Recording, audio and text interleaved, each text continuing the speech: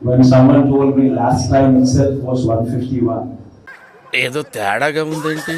When someone told me last time itself was 151. ప్రతివాడి కళ్ళలో భయం, ఒక్కడి ఫేస్ లో నవ్వులేదు. గొప్ప పని చేసేప్పుడు లేదా పెద్ద తప్పు చేసేప్పుడు మాత్రమే మనిషి అలా ఉంటాడు.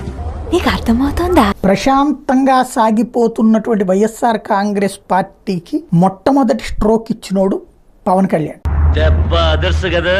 జగన్ ప్రభుత్వాన్ని గద్దెదించడానికి స్కెచ్ వేసినటువంటి వాడు పవన్ కళ్యాణ్. అందుకోసం తనని తాను తగ్గించుకున్నాడు, తన పార్టీని తగ్గించుకున్నాడు, ఏమైనా చేశాడు. ఎక్కడ నగ్గాలో కాదురా, ఎక్కడ తగ్గాలో తెలిసినోడు గొప్ప. ఈ 80% పోలింగ్ సందర్భంగా చంద్రబాబు గెలిచి కూటమి గెలిస్తే ఇక జగన్ కి చుక్కలు చూపించినట్టే. In front there is crocodile festival. Non Andhra voters ఎవరైతే అక్కడికి వెళ్లారు వాళ్ళందరూ పనిగట్టుకుని జగన్మోహన్ రెడ్డిని ఓడించాల్సిన వాళ్ళంతా 90% ఓటర్లు తెలుగుదేశం పార్టీకి వేసినట్లుగా. ఈ ఫ్యూచర్ నాకు అర్థమైపోతుంది, ఈ ఫ్యూచర్ నాకు కనబడిపోతుందన్నయ్య. ఈడికుంది డిప్పతల. 3 రోజుల తర్వాత బయటకు వచ్చిన జగన్మోహన్ రెడ్డి ఐపాక్ టీం తోటి భేటీ అయ్యారు. ఆ భేటీ అయిన సందర్భంగా ఆయన సంచలనమైన కామెంట్లు చేశారు.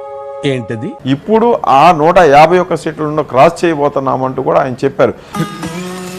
జనరల్ గా చెప్పాను రా, నేను సీరియస్ గా తీసుకున్నాను. వ్యాఖ్యల తర్వాత వైసీపీ కేడర్లో వైసీపీ నాయకుల్లో కాన్ఫిడెన్స్ రెట్టింపు అయిపోయింది. గెలిపెప్పుడు నీ సొంతం.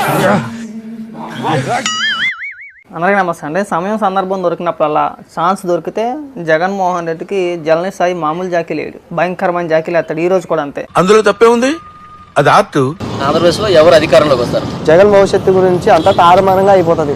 కొత్తది ఏదైనా చెప్పు. చూడండి, మొత్తం ఖాళీ కనిపించింది. అంటే జగన్ గారి పార్టీ వైఎస్